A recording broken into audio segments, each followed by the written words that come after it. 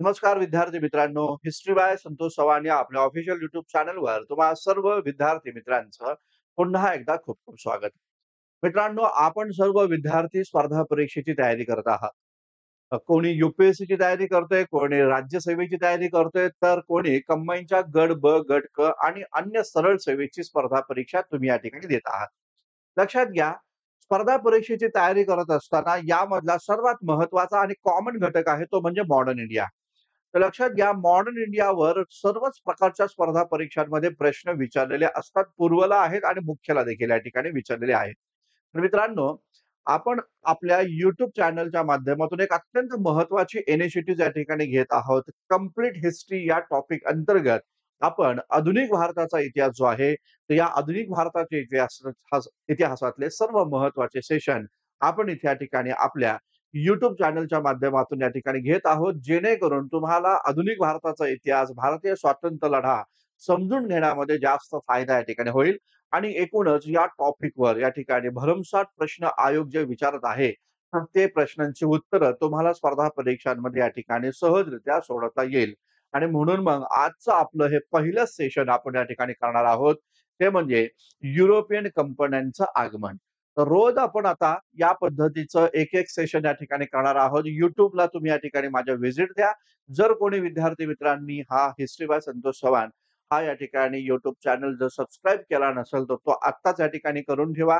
तुम्हाला नोटिफिकेशन देखील या ठिकाणी तुम्हाला लेक्चर्स इथं अपलोड झाल्यानंतर इथे या ठिकाणी नोटिफिकेशन देखील तुम्हाला रोजच्या रोज या ठिकाणी इथं मिळून जाईल.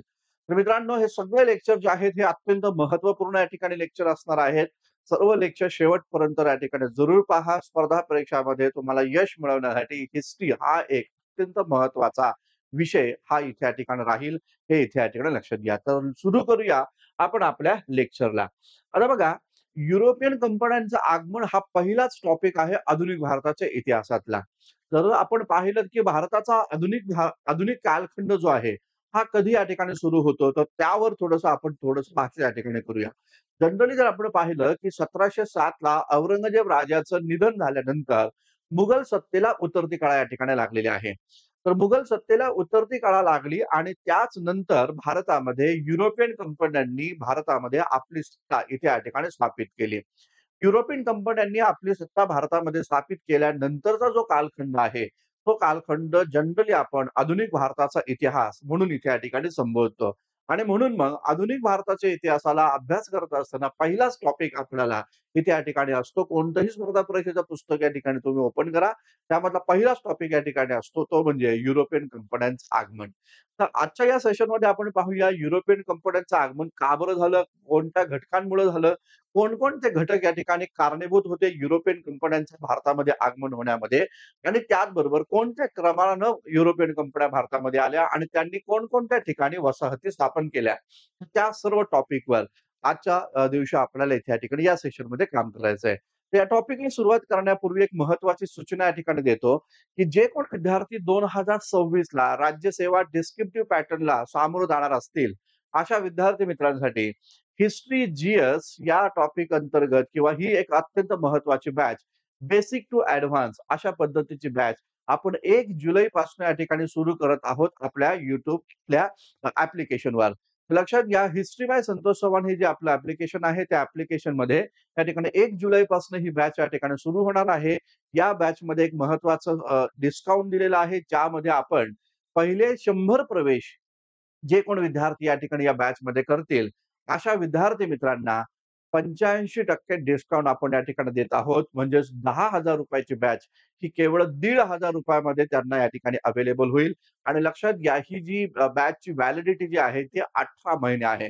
म्हणजे 26 साठी जे विद्यार्थी तयारी करत आहात, त्या विद्यार्थ्यांना 18 महिन्यांची व्हॅलिडिटी असणारी ही बॅच केवळ ₹1,500 मध्ये या ठिकाणी मिळेल. मात्र त्यासाठी तुम्हाला लगेचच इथे या ठिकाणी हिस्ट्री बाय संतोष चव्हाण या ॲप्लिकेशनला व्हिजिट देऊन ही बॅच या ठिकाणी जॉइन करावी लागेल. ही ऑफर केवळ पहिल्या 100 विद्यार्थ्यांनाच त्या ठिकाणी असणार आहे, हे लक्षात असू द्या. ठीक आहे. तर सुरू करूया आजचं महत्त्वाचं सेशन. आता लक्षात घ्या, युरोपियन कंपन्या भारतामध्ये यांचं आगमन या ठिकाणी झालं, तर ते आगमन होण्यामागे काय नेमकी परिस्थिती या ठिकाणी होती, ती आपण पाहूया. युरोपामध्ये झालं काय, तर युरोपामध्ये युरोपचा जो मध्य कालखंड जो होता, हा मध्य कालखंड हा तसा पाहिला तर या ठिकाणी सरंजामशाहीचा या ठिकाणी होता किंवा सामंतशाहीचा या ठिकाणी होता. तर युरोपातील ही सामंतशाही समाप्त करण्यासाठी युरोपामध्ये या ठिकाणी पुनर्जागरणाची चळवळ इथे या ठिकाणी निर्माण झाली. पुनर्जागरणाची चळवळ म्हणजे काय? तर युरोपचं जे काही गतवैभव आहे, तर ते गतवैभव पुन्हा प्राप्त करून देण्याचा प्रयत्न हा युरोपमध्ये या ठिकाणी निर्माण झाला आणि त्यासाठी युरोपामध्ये सेंद्रिय बुद्धिमत्तांच्या वर्गाची उत्पत्ती इथे या ठिकाणी झाल्याचे दिसून येतं. मग या सेंद्रिय बुद्धिमत्तांच्या वर्गानं युरोपचा जी प्राचीन सभ्यता होती, युनानी सभ्यता किंवा रोमन सभ्यता, ती सभ्यता पुन्हा स्थापित करण्यासाठी युरोपामध्ये पुनर्जागरणाची चळवळ इथे या ठिकाणी सुरू केली आणि या पुनर्जागरणाची चळवळीचा टप्पा जर आपण इथं पाहिला, तर लक्षात घ्या पुनर्जागरणाची चळवळ ही 1350 पासून ते साधारण 1550 या 200 वर्षांमध्ये ही युरोपामध्ये पुनर्जागरणाची चळवळ इथे या ठिकाणी होताना आपल्याला या ठिकाणी दिसून येतं. 1550च्या नंतर मग पाहिलं असं आपल्याला या ठिकाणी मिळतं, की युरोपामध्ये या ठिकाणी या पुनर्जागरणाच्या नंतर 3 महत्त्वाचे टप्पे इथे या ठिकाणी पडले. मग या 3 महत्त्वाच्या टप्प्यांमधला एक महत्त्वाचा टप्पा या ठिकाणी होता, तो म्हणजे या ठिकाणी भौगोलिक जगाचा या ठिकाणी शोध घेणं. लक्षात घ्या, भौगोलिक जगाचा शोध घेणं हा पुनर्जागरणामधला एक महत्त्वाचा टप्पा या ठिकाणी राहिला. दुसरा टप्पा तो या ठिकाणी प्रबोधन कालखंड आणि तिसरा टप्पा जो आहे तो म्हणजे औद्योगिक क्रांतीचा टप्पा आपल्याला पाहायला भेटतो. आता बघा भौगोलिक जगाचा शोध घेण्याच्या दृष्टिकोनातून युरोपियन लोकांनी काय काम केलं ते आपण पाहूया. पाहायला असं भेटतं की युरोपचा जो प्राचीन कालखंड जो होता, तो प्राचीन कालखंड खूप जास्त वैभवशाली या ठिकाणी राहिला आणि त्या गतकाळाचं पुनरुज्जीवन युरोपला इथे या ठिकाणी करायचं होतं. मात्र युरोपच्या सेंद्रिय बुद्धिमत्तांच्या वर्गाला असं लक्षात असं आलं, की युरोपचा जो काही गत कालखंड जो होता, त्या गत कालखंडामध्ये या ठिकाणी व्यापाराला महत्त्वाचं स्थान या ठिकाणी होतं आणि जोपर्यंत आपण आशियाई देशांसोबत या ठिकाणी व्यापार करणार नाही, तोपर्यंत आपल्या देशाची प्रगती या ठिकाणी होणार नाही, हे त्या लोकांच्या लक्षामध्ये आलं. आणि म्हणून मग भौगोलिक जगाच्या शोधाची मोहीम या लोकांनी आपल्या हाती घेतलेली आहे, असं एकंदरीत या ठिकाणी पाहायला भेटतं. आता लक्षात घ्या, भौगोलिक जगाची मोहीम हाती घेत असताना काही महत्त्वाचे मुद्दे आपल्याला इथे या ठिकाणी अभ्यासणं गरजेचं राहतं. पाहायला असं भेटतं, काय बरं घडलं? तर बघा हा आशिया आणि त्याचबरोबर या ठिकाणी युरोप जर आपण इथं पाहिला, तर आशिया आणि युरोप यांना जोडणारा एक महत्त्वाचा मार्ग या ठिकाणी होता, ज्याला आपण खुष्कीचा मार्ग या नावानं संबोधतो. खुष्कीचा मार्ग जर आपण पाहिला, तर या ठिकाणी पाहायला भेटतं हे जे इस्तांबूल जे आहे किंवा ज्याला त्यावेळेस या ठिकाणी कॉन्स्टंटिनोपॉल या नावानं संबोधलं जात होतं. तर हे जो कॉन्स्टंटिनोपॉल जो होता, तर या मार्गातून युरोपियन लोक हे या ठिकाणी आशिया खंडाकडे या ठिकाणी येत होते. मात्र झालं असं, की या कॉन्स्टंटिनोपॉलवर या ठिकाणी तुर्कांचं वर्चस्व या ठिकाणी स्थापन झालं आणि त्यांनी सन 1453 साली या कॉन्स्टंटिनोपॉलवर आपली अधिसत्ता या ठिकाणी गाजवली आणि हा जो मार्ग होता, तो इथे या ठिकाणी युरोपियन लोकांसाठी बंद केलेला आहे, असं एकंदरीत दिसून येतं. साहजिकच हा मार्ग युरोपियन लोकांसाठी बंद झाल्यामुळं युरोपचा आणि आशियाचा संपर्क इथे या ठिकाणी तुटलेला आहे आणि मग या सगळ्या परिस्थितीमध्ये युरोपियन लोकांमध्ये एक स्पर्धा निर्माण झाली. ती म्हणजे काय? समुद्र मार्गाद्वारे या ठिकाणी आशियाकडे या ठिकाणी जाण्याचा मार्ग इथे या ठिकाणी शोधून घेणं. तर झालं असं, की पाहायला भेटतं असं, की या संपूर्ण काळामध्ये या ठिकाणी पोर्तुगीज आणि इटली हे 2 महत्त्वाचे असे देश होते, की ज्या देशांनी समुद्र मार्गाद्वारे अनेक खलासी जे आहे, हे अनेक खलासी जगाचा शोध घेण्यासाठी पाठवले होते असं दिसून येतं. मग यामध्ये एक महत्त्वाचा खलासी होता ज्याचं नाव होतं अमेरिगो. तर तो अमेरिगो जो आहे, तो अमेरिगो या ठिकाणी पश्चिमेकडे या ठिकाणी गेला आणि पश्चिमेकडे गेल्यानंतर त्याला एक महत्त्वाचा खंड इथे या ठिकाणी नजरेसमोर दिसला. त्याच्याच नावानं त्या ठिकाणी त्या खंडाचं नाव या ठिकाणी ठेवलं गेलं, ज्याचं नाव आपण या ठिकाणी अमेरिका म्हणून या ठिकाणी संबोधतो. अमेरिकेनं अमेरिका या खंडाचा शोध लावला आणि त्याचबरोबर इटलीचा अजून एक प्रवासी या ठिकाणी होता, तो म्हणजे कोलंबस. तर कोलंबस जो होता, हा कोलंबस पण या मार्गाने पश्चिमेकडे या ठिकाणी निघाला आणि त्याच्या शोधामुळं वेस्ट इंडिज नावाचा एक महत्त्वाचा देश या ठिकाणी समोर आल्याचं दिसून येतं. लक्षात घ्या, पोर्तुगीज जर आपण पाहिले, तर पोर्तुगीज देखील या सगळ्या गोष्टींमध्ये आघाडीवर या ठिकाणी होते. पोर्तुगीजचा एक राजा होता, ज्याचं नाव होतं दोम हेन्ड्रिक. तर दोम हेन्ड्रिक हा जो राजा होता, त्यानं देखील खूप सारे खलासी हे समुद्र मार्गाद्वारे या ठिकाणी जगाचा शोध घेण्यासाठी पाठवले. लक्षात घ्या, दोम हेन्ड्रिकच्या ठिकाणी नौसैनिक किंवा नाविक खलासी पाठवण्याच्या या मोहिमेमध्ये तो आघाडीवर होता. म्हणून मग त्याला त्या काळामध्ये नाविक हेन्ड्रिक असं पण म्हटलं जात होतं. तर डोम हेन्ड्रिकचं नाव नाविक हेन्ड्रिक असं पण त्याला संबोधलं जात होतं. आता झालं असं या डोम हेन्ड्रिकनं एक खलास या ठिकाणी पाठवला, ज्याचं नाव होतं बार्थोलोम्यू दियाज. नाव नीट लक्षात असू द्या. त्याचं नाव या ठिकाणी होतं बार्थोलोम्यू दियाज. आता झालं असं हा बार्थोलोम्यू दियाज जो होता, यानं या ठिकाणी आपली मोहीम या ठिकाणी सुरू केली आणि हा बार्थोलोम्यू दियाज जो आहे हा 1488 साली त्याने या ठिकाणी आफ्रिका खंड जो आहे या आफ्रिका खंडाच्या शेवटच्या टोकापर्यंत तो या ठिकाणी गेला.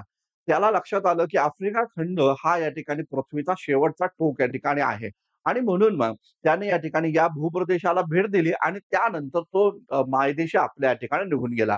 तर बार्थोलोम्यू दियाजची या ठिकाणी ही जी काही मोहीम होती, ती कधीची होती? तर लक्षात घ्या बार्थोलोम्यू दियाजची ही जी मोहीम आहे, ही 1488 सालची या ठिकाणी राहिलेली आहे, असं एकंदरीत दिसून येतं. पाहायला असं भेटतं आपल्याला, की या बार्थोलोम्यू दियाजची पुढची जी काही मोहीम होती, तर त्याचा पुढचा टप्पा या ठिकाणी वास्को द गामा जो होता, तर त्या वास्को द गामानं हाती या ठिकाणी घेतला आणि मग पाहायला असं भेटतं, त्या ठिकाणी या पोर्तुगीजमधनं तो या ठिकाणी इथे निघाला. वास्को द गामा पण पोर्तुगीज या ठिकाणी होता लक्षात घ्या. मग वास्को द गामा जो आहे, त्यानं साधारणतः तिथं लिहितो बघा मी 1494 पासून ते साधारणतः 1498 या दरम्यान त्यानं या ठिकाणी आपली मोहीम या ठिकाणी सुरू केलेली आहे, असं एकंदरीत दिसतं.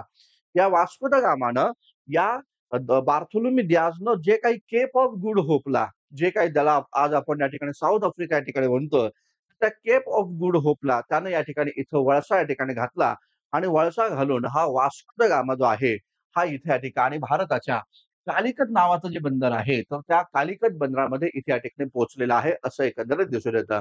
नाव नीट लक्षात असू द्या, अब्दुल माजीद. ठीक आहे ना? तर हे नाव आपल्याला लक्षात ठेवायचं आहे अब्दुल माजीद. का बरं लक्षात ठेवायचं आहे? तर लक्षात घ्या वास्को द गामासाठी हा एक महत्वाचा कार्यकर्ता होता. कारण अब्दुल माजीदनं या ठिकाणी हा या ठिकाणी या वास्को द गामाचा या ठिकाणी चालक या ठिकाणी होता. त्या जहाजेचा, नौकेचा या ठिकाणी चालक होता अब्दुल माजीद. अब्दुल माजीदच्या मदतीनं हा या ठिकाणी वास्को द गामा जो आहे, त्यानं या ठिकाणी ही मोहीम सुरू केली. केप ऑफ गुड होपला वळसा घालून तो इथे या ठिकाणी भारताच्या कालिकत बंदरामध्ये या ठिकाणी पोहोचला आणि साधारणतः 1498 ला पहिले या ठिकाणी पोर्तुगीज आहेत, जे युरोपियन लोक आहेत पोर्तुगीज, ते या ठिकाणी भारतामध्ये या ठिकाणी पोहोचलेले आहेत. त्यांनी भारताचा शोध लावलेला आहे, असं एकंदरीत दिसून येतं. तर लक्षात घ्या भारताचा शोध लावणारा अ, या काळामधला महत्वाचा या ठिकाणी खलासी वास्को द गामाला इथे या ठिकाणी संबोधलं जातं. आता का वास्को द गामाचं स्वागत त्यावेळेसचा भारतामध्ये या ठिकाणी केरळचा शासक या ठिकाणी होता. केरळचा जो शासक होता त्याचं नाव होतं जामोरिन. तर त्या जामोरिननं या वास्को द गामाचं इथं स्वागत केलं. त्याला या ठिकाणी काळी मिरची, लवंग, दालचिनी यासारखे मसाल्याचे पदार्थ या ठिकाणी त्याला दिले आणि त्यानंतर हा वास्को द गामा ते सगळे पदार्थ घेऊन पुन्हा आपल्या मायदेशी युरोपामध्ये या ठिकाणी गेला. आता बघा, हे सगळं होत असताना या वास्को द गामाला त्याच्या प्रवासामध्ये मोठ्या प्रमाणात फायदा या ठिकाणी झाला. त्यानं प्रवासामध्ये जेवढे पैसे खर्च केले होते त्याच्यापेक्षा 150 पट नफा त्याला त्या मसाल्याचे पदार्थ युरोपमध्ये विकून या ठिकाणी झालेला आहे, असं एकंदरीत दिसतं. आणि म्हणून मग भारत हा असा एक देश आहे, की ज्या देशाचा व्यापार भारताच्या युरोपच्या प्राचीन रोमन आणि युनानी या ठिकाणी संस्कृतीसोबत या ठिकाणी झालेला होता. आणि म्हणून मग त्यातूनच या ठिकाणी युरोपची भरभराटी देखील मोठ्या प्रमाणात झाली होती. आणि म्हणून मग या युरोपियन कंपन्या ज्या आहेत, या भौगोलिक जगाचा शोध घेत असताना या युरोपियन कंपन्या भारतामध्ये एका मागोमाग या ठिकाणी एक आल्या, असं एकंदरीत या ठिकाणी पाहायला भेटतं. तर अशा पद्धतीने वास्को द गामाच्या माध्यमातून त्या ठिकाणी युरोपियन कंपन्या ज्या आहेत, त्यांचं भारतामध्ये आगमन झालेलं आहे, असं एकंदरीत दिसून येतं. आता लक्षात घ्या महत्वाचा मुद्दा असा आहे, की युरोपियन कंपन्या भारतामध्ये ज्या आल्या, त्यांची क्रोनॉलॉजी लावा किंवा त्यांचा क्रम नेमका काय होता, तो आपल्याला पाहणं गरजेचं आहे. तर लक्षात घ्या सर्वात पहिल्यांदा भारतामध्ये आले ते म्हणजे पोर्तुगीज. 1498 ला पोर्तुगीज जे आहे ते भारतामध्ये पहिल्यांदा या ठिकाणी आले. त्याच्यानंतर जर आपण बघितलं तर डचांचं आगमन भारतामध्ये या ठिकाणी झालं. तर लक्षात घ्या साधारणतः जर आपण पाहिलं डच कधी या ठिकाणी आले, तर आपल्याला पाहायला भेटतं 1596 साली डच ईस्ट इंडिया किंवा डच जे आहे ते भारतामध्ये आलेले आहेत, असं एकंदरीत दिसून येतं. त्यानंतर जर आपण बघितलं, तर आपल्याला पाहायला भेटतं, की सन 1600 ला या ठिकाणी इंग्रज जे आहे, ते इंग्रज भारतामध्ये या ठिकाणी आले आणि त्यानंतर डॅनिश जे आहे, तर ते डॅनिश जे आहे, ते साधारणतः 1616 च्या दरम्यान डॅनिश भारतामध्ये या ठिकाणी येतात आणि मग 1668 साली इथे या ठिकाणी पाहायला असं भेटतं. फ्रेंच जे आहे हे फ्रेंच 1668 ला हे या ठिकाणी भारतामध्ये येतायत असं एकंदरीत दिसून येतं. तर लक्षात घ्या, भारतामध्ये येणाऱ्या युरोपियन कंपन्यांचा क्रम हा या पद्धतीनं आपल्याला इथे या ठिकाणी पाहायला भेटतो. तर सर्वात इम्पोर्टंट मुद्दा असा आहे, की या युरोपियन कंपन्या भारतामध्ये आल्या. मात्र या युरोपियन कंपन्यांनी कोणकोणत्या ठिकाणी आपल्या वसाहती स्थापन केल्या आणि त्या वसाहतींचं काय महत्वाचं वैशिष्ट्य या ठिकाणी होतं, त्यावर पण आपल्याला थोडंसं काम करणं इथे या ठिकाणी गरजेचं राहील. मग पाहायला भेटतं पहिलं पाहूया आपण ते म्हणजे पोर्तुगीज. पोर्तुगीज हे पहिल्यांदाच भारतामध्ये या ठिकाणी आले आणि त्या पोर्तुगीजांनी भारतामध्ये या ठिकाणी आपली अ, अ, अ, भा आपला व्यापार इथे या ठिकाणी सुरू केला. लक्षात घ्या, पोर्तुगीजांना भारतामध्ये फार काही यश मिळालं नाही. याचं कारण असं होतं, की पोर्तुगीजांनी भारतामध्ये व्यापार करत असतानाच त्यांनी या ठिकाणी भारतामध्ये धर्मप्रचाराचं धोरण देखील या ठिकाणी अवलंबलं आणि म्हणून मग त्यावेळेसच्या भारतीय लोकांनी आणि भारतीय शासकांनी देखील पोर्तुगीजांना या ठिकाणी स्वीकारलं नाही, असं एकंदरीत या ठिकाणी दिसून येतं. पोर्तुगीज जर आपण इथं पाहिला, पोर्तुगीजांनी भारतामध्ये कोणकोणत्या ठिकाणी वसाहती स्थापन केल्या, तर गोवामध्ये आहे, माहेमध्ये आहे, दीव दमणमध्ये आहे, पॉंडिचेरीमध्ये आहे, त्याचबरोबर कालिकतमध्ये आहे, दादरा आणि नगर हवेलीमध्ये आहे, हुबळी आहे आणि कारिकलमध्ये आहे. तर या ठिकाणी त्यांनी आपल्या वसाहती स्थापन केलेल्या आहे, असं एकंदरीत या ठिकाणी दिसून येतं. पोर्तुगीजांचे 2 महत्त्वाचे गव्हर्नर जे परीक्षेसाठी इम्पोर्टंट आहे, हे लक्षात असू द्या. आता कोण होते ते पोर्तुगीजांचे पहिले 2 या ठिकाणी गव्हर्नर? त्यापैकी एकाचं नाव होतं अल्मिडा आणि दुसऱ्याचं नाव होतं अल्बुकर्क. ठीक आहे ना. अल्मिडा आणि त्याचबरोबर अल्बुकर्क जो होता, हा अल्बुकर्क हा या ठिकाणी हे 2 महत्त्वाचे या ठिकाणी हे 2 महत्त्वाचे गव्हर्नर हे आपल्याला या ठिकाणी पाहायला भेटतात, की जे पोर्तुगीजांचे पहिले गव्हर्नर या ठिकाणी आहे. लक्षात घ्या हा जो काही फ्रान्सिस्को अल्मिडा जो होता, तर त्याचा कालखंड 1505 ते 1509 पर्यंतचा आहे आणि 1509 पासून ते साधारणतः 1516 पर्यंतचा किंवा 1515 पर्यंतचा कालखंड हा अल्फान्सो अल्बुकर्कचा या ठिकाणी आहे, असं एकंदरीत या ठिकाणी दिसून येतं. हे 2 महत्त्वाचे या ठिकाणी गव्हर्नर हे आपल्या दृष्टिकोनातून खूप महत्त्वाचे आहे. आयोग तुम्हाला अशा प्रकारचे प्रश्न विचारतो, की पोर्तुगीजांचा पहिला गव्हर्नर कोण आहे? त्याचबरोबर या अल्बुकर्कवर पण बऱ्याचशा वेळा प्रश्न यू-पी-एस-सी सारख्या पेपरमध्ये विचारलेले आहेत, हे लक्षात असू द्या. आता बघा, हा टॉपिक इथं आपण पाहत असताना आपल्याला एक अत्यंत महत्त्वाची पॉलिसी या ठिकाणी इथं समजून घेणं खूप जास्त या ठिकाणी गरजेचं आहे. ती पॉलिसी आहे ती म्हणजे या ठिकाणी ब्लू वॉटर पॉलिसी. आता ब्लू वॉटर पॉलिसी जी आहे, ही ब्लू वॉटर पॉलिसी काय नेमकी आहे, ती आपण थोडीशी समजून घेऊया. आता पाहायला भेटतं, की ब्लू वॉटर पॉलिसी. आता बघा, पोर्तुगीज जे आहेत त्यांनी भारतामध्ये या ठिकाणी भारताचा शोध लावला. भारतामध्ये कोणत्या मार्गाने समुद्र मार्गाद्वारे या ठिकाणी यायचं हे त्यांनी या ठिकाणी शोधून लावलं. आणि म्हणून या पोर्तुगीजांनी काय काम केलं, तर पोर्तुगीजांनी पहिल्यांदा गोवा प्रांत या ठिकाणी जिंकून घेतला. आता पाहायला भेटतं, की हा जो गोवा प्रांत होता त्यावेळेस कोणाचा भाग होता, तर त्यावेळेस बहमनी साम्राज्य जे होतं, तर त्या बहमनी साम्राज्याच्या अधिपत्याखालचा भाग हा गोवा प्रांत होता. तर त्या काळामध्ये मध्य काळ जर आपण बघितला, तर मध्य काळामध्ये महाराष्ट्रामध्ये बहमनींचं राज्य होतं आणि महाराष्ट्राच्या खाली जर आपण बघितलं दक्षिणेकडे, तर विजयनगर साम्राज्य या ठिकाणी होतं. पाहायला असं भेटतं बहमनी आणि विजयनगर यांच्यामध्ये पारंपरिक युद्ध या काळामध्ये होतं, असं एकंदरीत दिसून येतं. लक्षात घ्या, गोवा प्रांतावर त्यावेळेस या ठिकाणी बहमनीचं राज्य होतं आणि त्या बहमनींकडनं गोवा प्रांत पोर्तुगीजांना हवा होता.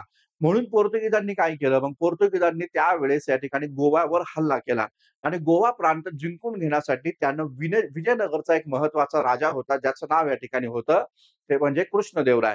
तर कृष्णदेवराय नावाचा जो राजा होता, त्यांच्याकडनं या ठिकाणी मदत या ठिकाणी मिळवली आणि कृष्णदेवरायच्या मदतीनं त्यांनी गोवा प्रांत सन 1510 रोजी या ठिकाणी जिंकून घेतला.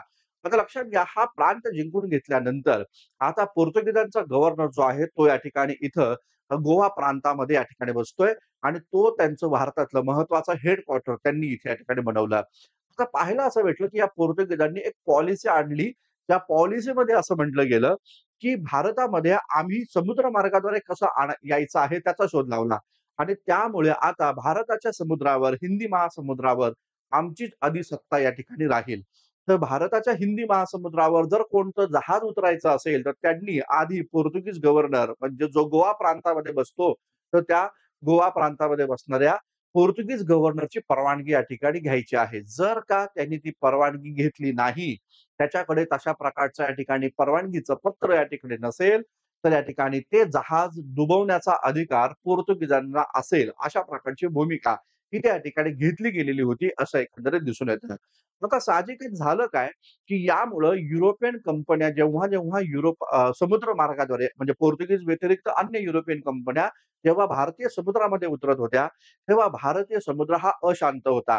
कारण युरोपियन कंपन्यांचं युद्ध हे या भारतीय समुद्रावर या ठिकाणी होत होतं आणि पोर्तुगीज एका नव्या जहाजाला ज्याच्याकडे परवानगी नव्हती, त्या नव्या जहाजाला इथे या ठिकाणी डुबून अरबी समुद्रामध्येच या ठिकाणी त्याला जलसमाधी दिली जात होती. अशा पद्धतीचा मुद्दा आपल्याला इथे या ठिकाणी पाहायला भेटतो.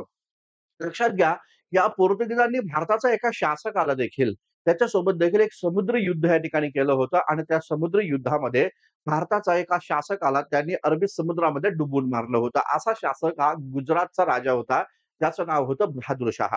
लक्षात घ्या, बहादूर शाह एक महत्वाचा शासक मेहमूद बेगड जो होता, तर त्या मेहमूद बेगडचा उत्तराधिकारी तो म्हणजे बहादूर शाह जो समकालीन होता या ठिकाणी तो समकालीन या काळामध्ये राहिला हुमायूनला. तर हुमायून जो होता बाबरचा मुलगा जो होता हुमायून, तर त्या हुमायूनला समकालीन असणारा शासक बहादूर शाह, त्याला या ठिकाणी जलसमाधी या ठिकाणी दिलेली आहे. म्हणजे त्याचं जहाज या ठिकाणी अरबी समुद्रामध्ये डुबून टाकलेलं आहे, ते या पोर्तुगीजांनी. तर अशा पद्धतीनं पोर्तुगीज जे होते, हिंदी महासमुद्रावर आपली अधिसत्ता या ठिकाणी गाजवत होते. तर आता झालं असं, या सगळ्या पॉलिसीमुळं काय नेमकं झालं, तर युरोपियन कंपन्यांना भारतामध्ये येण्याचा शिरकाव करण्याचा मार्गच या ठिकाणी मिळाला नाही आणि म्हणून मग एक शांततेचा तह या ठिकाणी निर्माण झाला आणि पोर्तुगीजांनी ही जी पॉलिसी आहे ती या ठिकाणी मागे घेतलेली आहे, असं एकंदरीत या ठिकाणी पाहायला भेटतं आणि मग त्यानंतर पाहायला असं भेटतं, की अनेक युरोपियन कंपन्या अरबी समुद्रामध्ये येऊन भारतामध्ये आपल्या वसाहती या ठिकाणी स्थापन करू लागलेल्या आहेत, असं एकंदरीत पाहायला भेटतं. तर या पद्धतीची ही ब्लू वॉटर पॉलिसी या ठिकाणी होती. लक्षात घ्या, पोर्तुगीज जे होते हे व्यापार करता-करता धर्मप्रचार पण करत होते. ख्रिश्चन धर्म त्यांनी भारतामध्ये आणला. मात्र झालं असं, की शहाजहान त्यावेळेसचा राजा राजा होता. त्याला पोर्तुगीजांनी नवा धर्म भारतामध्ये इंट्रोड्यूस करणं या ठिकाणी अमान्य होतं आणि म्हणून हा जो शहाजहान जो होता, त्यानं या ठिकाणी 1631 साली शहाजहाननं त्या पोर्तुगीजांना हुबळीमधनं या ठिकाणी हाकलून टाकलेलं आहे, असं एकंदरीत पाहायला भेटतं. तर या पद्धतीचं हे पोर्तुगीज महत्त्वाच्या या ठिकाणी कंपनी या ठिकाणी राहिली आणि ज्यांनी धर्मप्रचाराला देखील विशेष महत्त्वाचं स्थान दिल्याचं दिसून येतं. पोर्तुगीजांच्या नंतर भारतामध्ये कोण आले? तर या ठिकाणी डच ईस्ट इंडिया कंपनी जी आहे, तर ते डच ईस्ट इंडिया कंपनी ही पोर्तुगीजांच्या नंतर भारतामध्ये आलेली आहे, असं एकंदरीत पाहायला भेटतं. तर लक्षात घ्या, पोर्तुगीजांचा पहिला या ठिकाणी कार्यकर्ता जो भारतामध्ये या ठिकाणी आला, ज्याचं नाव होतं कोरोनलिस हस्तवान, ज्याने 1596 ला भारताला व्हिजिट दिलेली आहे, असं एकंदरीत दिसतं. लक्षात घ्या, जरी कोरोनलिस हस्तवान भारतामध्ये आला 1596 ला, असं जरी असलं, तरी लक्षात ठेवायचं डच ईस्ट इंडिया कंपनीची स्थापना ही 1602 साली आहे. ठीक आहे ना. म्हणजे ईस्ट इंडिया कंपनी जी आहे, ब्रिटिश ईस्ट इंडिया कंपनी, तर ब्रिटिश ईस्ट इंडिया कंपनीची स्थापना ही 1599 ला आहे. 1599 किंवा 1600 मध्ये आहे. मात्र डच ईस्ट इंडिया कंपनी जी आहे, तिची स्थापना ही 1602 ला झालेली आहे. मात्र पहिल्या इंग्रजांच्या आधी ते या ठिकाणी भारतात आलेले आहेत 1596 ला आणि कार्यकर्ता नाव आहे कोरोनलिस हस्तमान. तो भारतामध्ये पहिल्यांदा आलेला आहे, असं एकंदरीत दिसून येतं. आता लक्षात घ्या, या डच ईस्ट इंडिया कंपनीच्या 2 महत्त्वाचे हेडक्वार्टर होते. त्यांचं पहिलं हेडक्वार्टर जे होतं ते पुलिकत या ठिकाणी होतं आणि दुसरं जे आहे ते म्हणजे नागपट्टणम असं आपल्याला पाहायला भेटतं. आता बघा, इथं आपल्याला हा मॅप या ठिकाणी इथं दिसून येतो. तर या मॅपमध्ये पण आपण थोडंसं डोकावणं गरजेचं आहे. जनरली बघा, की इतिहासाचा अभ्यास करत असताना थोडंसं या ठिकाणी मॅपिंगचा पण थोडासा आपण आधार या ठिकाणी घेतला, तर ते जास्त सोयीचं आपल्याला या ठिकाणी राहतं. म्हणजे तो विषय जो आहे हा जास्त चांगल्या पद्धतीने आपल्याला समजून घेता येतो. तर लक्षात घ्या, पुलिकत बघा कुठे आहे, तर इथे पुलिकत आपल्याला या ठिकाणी दिसून येतं. ठीक आहे ना. तुम्हाला दिसून येत असेल तर बघा इथे पुलिकत एक महत्वाचं या ठिकाणी बंदर आपल्याला दिसून येतं आणि हे पहिल्यांदा या ठिकाणी डचांचं हेडक्वार्टर होतं. त्याच्यानंतर डचांनी आपलं हेडक्वार्टर खाली या ठिकाणी नेलं, ते म्हणजे नागपट्टणममध्ये. तर पुलिकत आणि त्याचबरोबर नागपट्टणम असे 2 महत्वाचे हेडक्वार्टर हे या ठिकाणी या डचांच्या या ठिकाणी राहिलेले आहेत, असं एकंदरीत या ठिकाणी पाहायला भेटतं. आता लक्षात घ्या, यांच्या अजून महत्त्वाच्या वसाहती कुठे होत्या? तर पुलिकतमध्ये आहे, भोडोचमध्ये या ठिकाणी आहे गुजरातच्या, कासिम बाजारमध्ये आहे, कोचीनमध्ये आहे आणि बसरूर ही ह्या त्यांच्या या ठिकाणी वसाहती भारतामध्ये राहिलेल्या आहेत, असं एकंदरीत दिसतं. आता डचांचं काय झालं बरं का? तर डच जे आहे, तर त्या डचांचा सामना इंग्रजांसोबत या ठिकाणी झालेला आहे, असं दिसतं. तर बघा, बंगाल प्रांत जेव्हा आपण अभ्यासतो, तर बंगालमध्ये एक राजकीय अस्थिरता या ठिकाणी दिसून येते. लाटस मोगल कालखंडामध्ये बंगालमध्ये राजकीय अस्थिरता दिसते. आणि मग पाहायला असं भेटतं, की सन 1757 ला या इंग्रजांनी खास करून इंग्रजाचा सेनापती होता रॉबर्ट क्लाइव्ह. तर त्या रॉबर्ट क्लाइव्हनी काय केलं, सिराजुद्दौलाचा पराभव या ठिकाणी केला. सिराजुद्दौलाचा पराभव करून त्यानं बंगाल प्रांतामध्ये एक नवाब या ठिकाणी बनवला. त्याचं नाव होतं मीर जाफर आणि या मीर जाफरकडनं खूप साऱ्या पैशांची मागणी देखील या ठिकाणी रॉबर्ट क्लाइव्ह सातत्याने या ठिकाणी करत होता. साहजिकच या सगळ्या परिस्थितीमुळे मीर जाफर या ठिकाणी वैतागलेला आहे आणि मग त्यानं ब्रिटिशांच्या विरोधामध्ये डचांची मदत या ठिकाणी घेण्याचं ठरवलेलं आहे आणि मग डच ईस्ट इंडिया कंपनी आणि त्याचबरोबर बंगालचा नवाब मीर जाफर जो होता, त्यांच्यामध्ये मतैक्य या ठिकाणी होता आणि इंग्रजांच्या विरोधात एक मोठी युद्ध मोहीम करायची अशा प्रकारचं प्लॅनिंग या दोघांमध्ये पण या ठिकाणी होतो.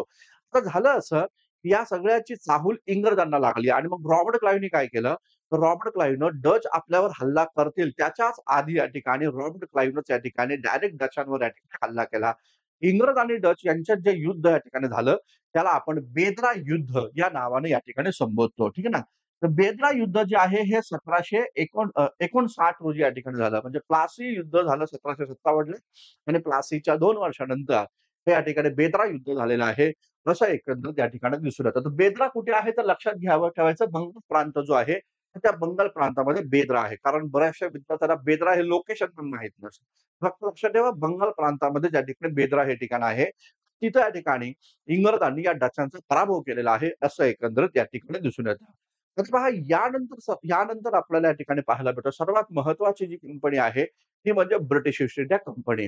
साहजिकच आपल्याला माहिती असेल ब्रिटिश ईस्ट इंडिया कंपनीची स्थापना ही ब्रिटनमध्ये झालेली आहे 1599 ला. काही पुस्तकांमध्ये 1599 दिले, काहींमध्ये 1600 दिलेलं आहे. ठीक आहे ना? तर बघा या ब्रिटिश ईस्ट इंडिया कंपनीची स्थापना झालेली आहे आणि त्यावेळेस राणी जी होती तिचं नाव होतं राणी एलिझाबेथ प्रथम. राणी एलिझाबेथ प्रथमनं या ब्रिटिश ईस्ट इंडिया कंपनीला 3 महत्त्वाचे अधिकार या काळामध्ये या ठिकाणी दिलेले आहेत, असं एकंदरीत दिसतं. त्यापैकी एक अधिकार होता, तो म्हणजे या ठिकाणी व्यापाराचा एकाधिकार. म्हणजेच ईस्ट इंडिया कंपनी ज्या ठिकाणी आपली वसाहत स्थापन करेल, त्या ठिकाणी ब्रिटनमधला कोणताही खाजगी भांडवलदार व्यक्ती अथवा कोणतीही व्यापारी कंपनी तिथं या ईस्ट इंडिया कंपनीसोबत या ठिकाणी व्यापारी स्पर्धा करणार नाही. दुसरा एक अधिकार जो होता, तो म्हणजे कंपनी ज्या ठिकाणी वसाहत स्थापन करेल, त्या भागातून कच्चा माल खरेदी करेल आणि तो कच्चा माल ब्रिटनच्या इंडस्ट्रीमध्ये जास्त भावाने या ठिकाणी विकेल. अशा प्रकारचा एक महत्त्वाचा अधिकार हा राणी एलिझाबेथ प्रथमनं इथे या ठिकाणी या ईस्ट इंडिया कंपनीला दिला आणि ही ईस्ट इंडिया कंपनी हे अधिकार घेऊन या ठिकाणी भारतामध्ये आलेली आहे, असं एकंदरीत दिसतं. लक्षात ठेवायचं नाव राल्फ फिच याचं. ठीक आहे ना? राल्फ फिच इम्पोर्टंट का बरं आहे? तर लक्षात घ्या राल्फ फिच हा पहिला या ठिकाणी व्यक्ती आहे, की जो या ठिकाणी भारतामध्ये आलेला आहे. राल्फ फिच हा पहिला ब्रिटिश या ठिकाणी व्यक्ती आहे, जो या ठिकाणी भारतामध्ये आला 1601 ला अकबराच्या दरबारामध्ये तो भारतामध्ये या ठिकाणी आल्याचं एकंदरीत दिसून येतं. अकबराकडनं त्यानं व्यापाराची परवानगी या ठिकाणी मागितली, मात्र अकबरानं ती व्यापारी परवानगी राल्फ फिचने दिली नाही. त्यानंतर 1605 ला अकबराचं निधन या ठिकाणी होतं आणि त्यानंतर मग अकबराचा मुलगा जो होता सलीम याचं ज्याला या ठिकाणी जहांगीर म्हणून या ठिकाणी आपण संबोधतो. तर असा सम्राट जहांगीर इथे या ठिकाणी सिंहासनावर बसतो. 1605 ला जहांगीरचं राज्याची कारकीर्द सुरू होते आणि मग याच सगळ्या परिस्थितीमध्ये आणखीन 2 महत्त्वाचे या ठिकाणी कार्यकर्ते आहेत ब्रिटिश ईस्ट इंडिया कंपनीचे. ते भारतामध्ये या ठिकाणी आलेले आहेत, असं एकंदरीत दिसून येतं.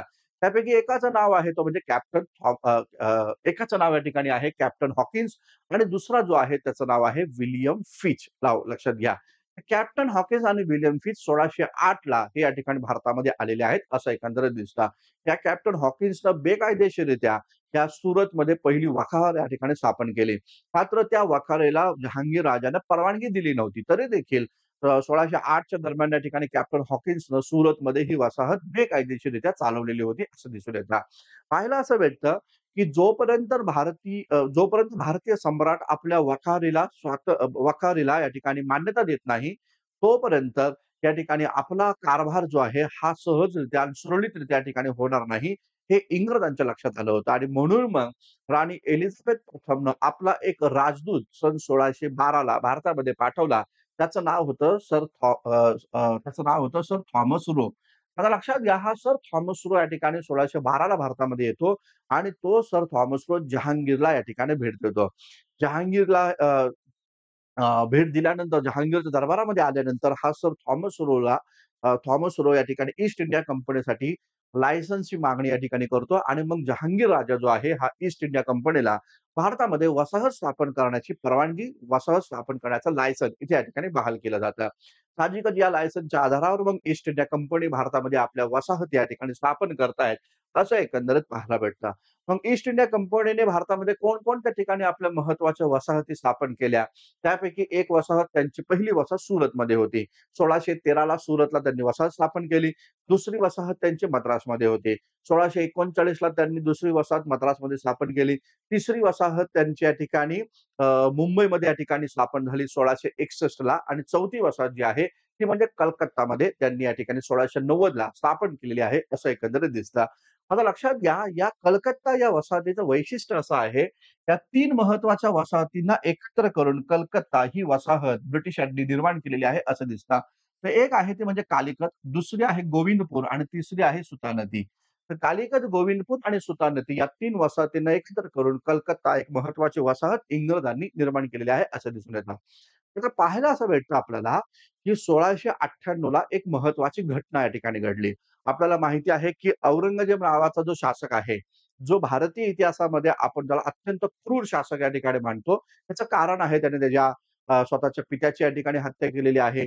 त्याचबरोबर या औरंगजेबने या ठिकाणी आपल्या भावंडांचा पराभव या ठिकाणी केलेला आहे. अनेक हिंदू मंदिरांचं उद्ध्वस्तीकरण त्यांनी या ठिकाणी केलेलं आहे.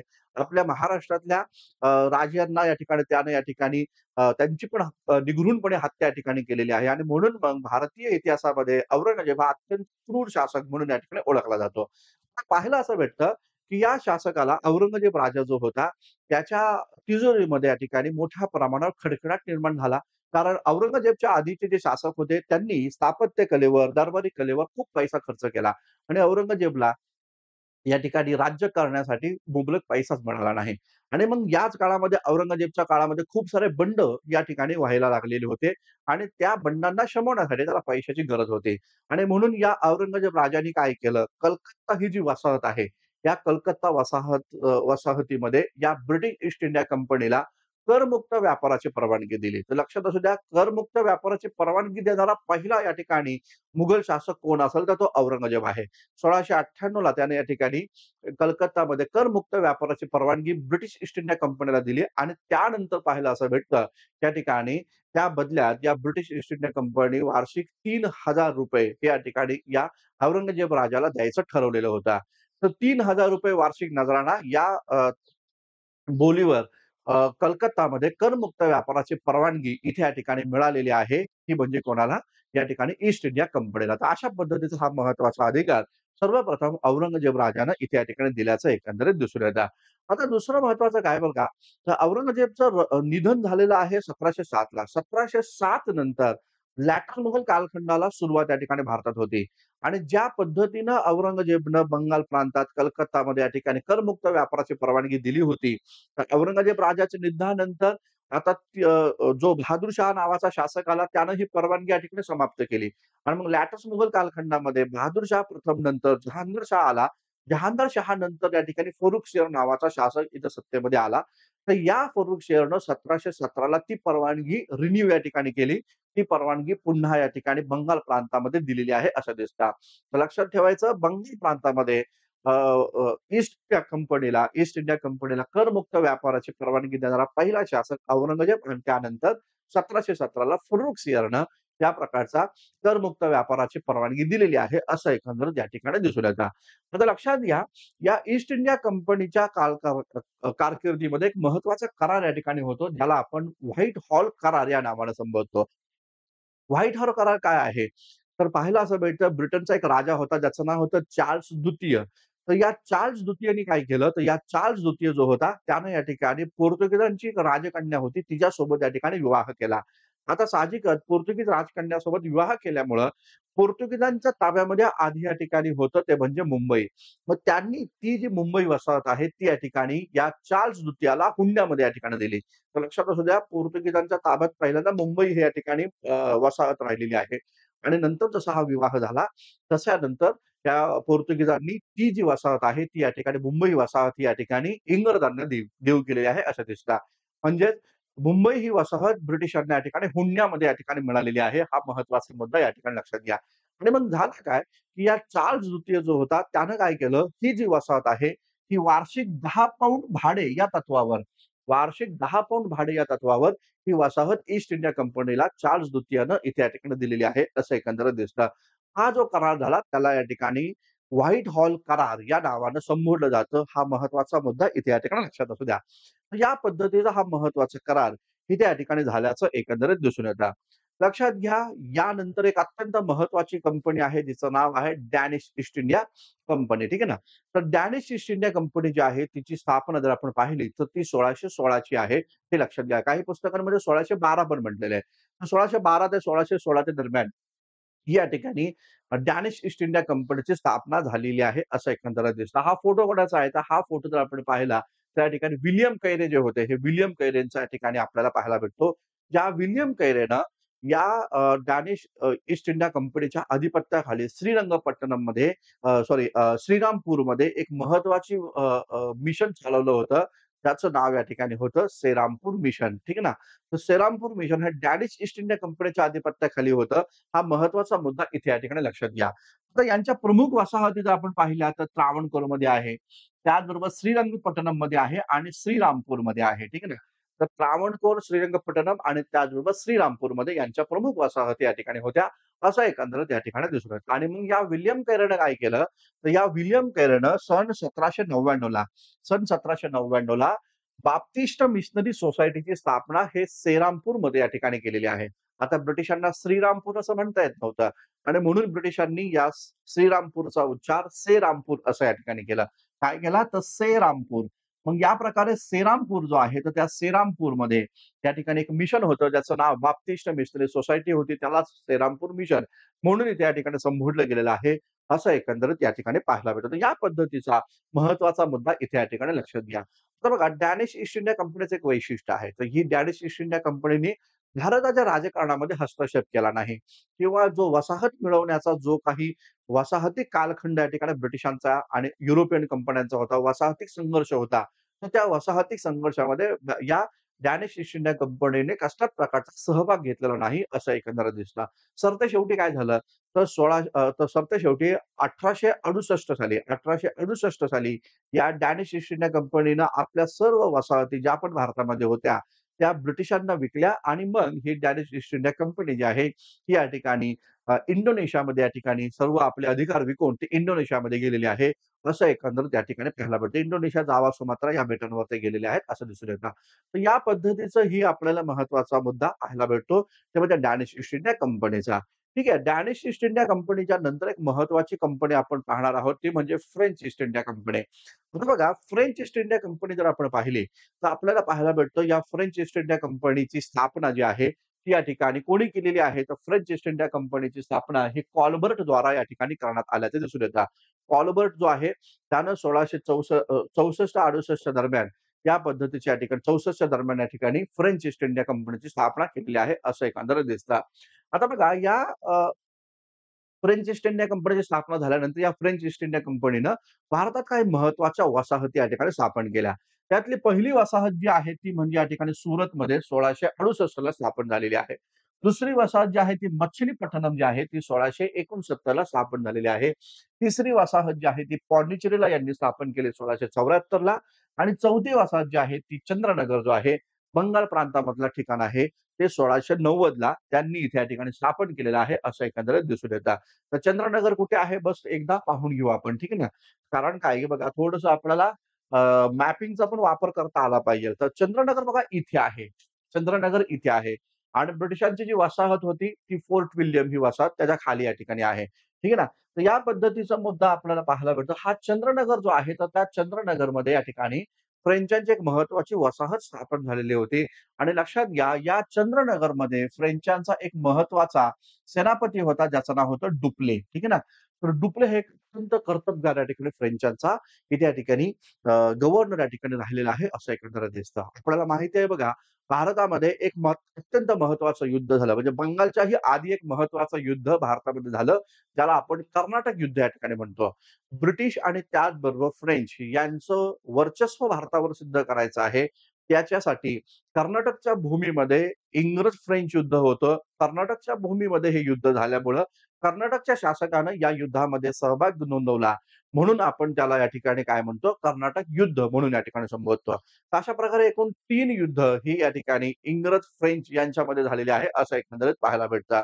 लक्षात घ्या, या तिसऱ्या युद्धामध्ये जर आपण पाहिलं, इंग्रज-फ्रेंच या तिसऱ्या युद्धामध्ये जर आपण पाहिलं, तर आपल्याला पाहायला भेटतं एक अत्यंत महत्त्वाचं ठिकाण आहे वॉन्डिवॉश. वॉन्डिवॉश कुठे आहे? मद्रासच्या जवळ आहे. तर वॉन्डिवॉश या ठिकाणी इंग्रज आणि फ्रेंच यांच्यामध्ये एक युद्ध या ठिकाणी होतं आणि त्याच युद्धाला वॉन्डिवॉशचं युद्ध म्हणून इथे या ठिकाणी आपण संबोधतो. साधारणतः हे युद्ध कधीचं आहे?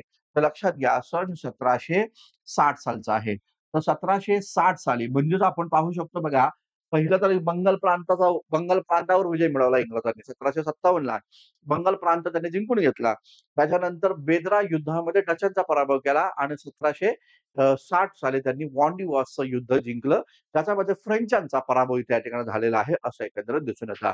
तर या पद्धतीचा महत्त्वाचा फ्रेंच ईस्ट इंडिया कंपनी जे होते, तर या फ्रेंच ईस्ट इंडिया कंपनीनं इथे या ठिकाणी अ, या पद्धतीचं भारतामध्ये वसाहती स्थापन केल्या. डुप्ले हा त्यांचा महत्त्वाचा या ठिकाणी प्रमुख सेनापती या ठिकाणी इथं राहिला चंद्रनगरचा आणि या डुप्लेचा पराभव या ठिकाणी रॉबर्ट क्लाइव्हने या ठिकाणी केलेला आहे, असं एकंदरीत दिसून येतं. इंग्रज-फ्रेंच दुसऱ्या युद्धामध्ये डुप्लेचा पराभव रॉबर्ट क्लाइव्हच्या द्वारे झाला आणि त्यानंतर डुप्लेला फ्रेंचांनी मायदेशी या ठिकाणी पाठवून दिलं. आणि त्याच्यानंतर मग आपल्याला पाहायला भेटतं डुप्ले नंतर या ठिकाणी गोदेहू आला. गोदेहू नंतर काउंट लिली आला आणि मग त्या काउंट लिलीचा पराभव हा वॉन्डिवायच्या युद्धामध्ये ब्रिटिशांनी केलेला आहे 1760 रोजी असं एकंदरीत दिसतं. तर या पद्धतीचं युरोपियन कंपन्यांचं आगमन हा महत्वाचा टॉपिक जो आहे, तो टॉपिक आपण इथे या ठिकाणी पाहिलेला आहे. तर मित्रांनो, हे लेक्चर तुम्हाला कसं वाटलं त्याबद्दल तुम्ही तुमचे अभिप्राय या ठिकाणी जरूर मला या ठिकाणी कळवा. आणि ही जर सीरीज अशाच पद्धतीने कंटिन्यू जर चालवायची असेल, तर मला त्या पद्धतीचा तुमचा प्रतिसाद या ठिकाणी द्या आणि आपल्या मित्रांना देखील या ठिकाणी सांगा, की आधुनिक भारताचा इतिहास एक कंप्लीट हिस्ट्री आपण या टॉपिक अंतर्गत पूर्ण याचे सेशन हे इथे या ठिकाणी चालवणार आहोत, जेणेकरून तुम्हाला येत्या स्पर्धा परीक्षांमध्ये खूप सारा फायदा इथे या ठिकाणी होऊन जाईल. तर ठीक आहे मित्रांनो, भेटूया पुढच्या सत्रामध्ये. तोपर्यंत धन्यवाद. Thank you. Very much.